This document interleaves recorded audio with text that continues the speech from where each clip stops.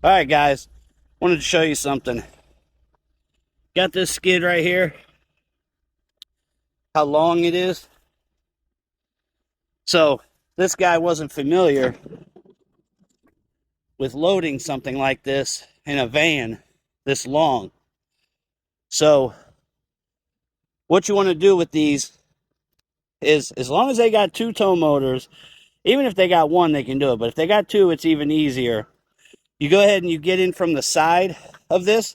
So you come in lengthwise sideways and then get it in as much as you can, kind of steer into it and get as much in as you can.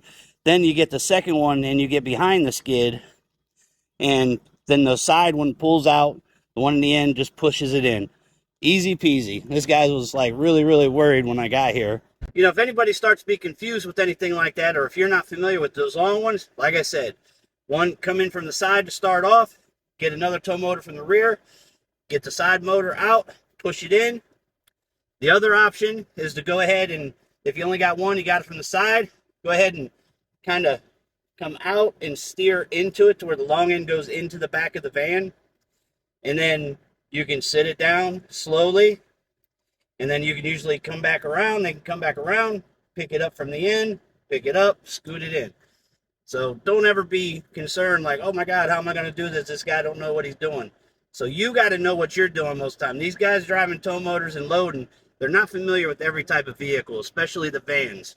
And sometimes you might even have to give them a little persuasion. Today wasn't like that. He was, like I said, he seemed confused, but he went with it. He understood what I was saying.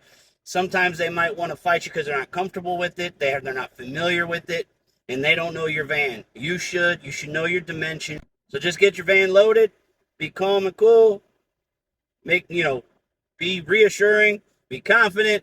So don't want you to miss out on the load. He was also concerned about the length on this 124 inches. Again, that goes to show you, I mean, this is 160 some odd inches long, and he was concerned 124 wasn't going to fit. So you just always got to know your dimensions right offhand. You got to be confident in the way you're responding to them, because if you're questionable in the way you're responding and they're questioning what they're doing, they might end up being like, yeah, I'm not going to go ahead and load you. You might as well go ahead and push on. So know what you're doing.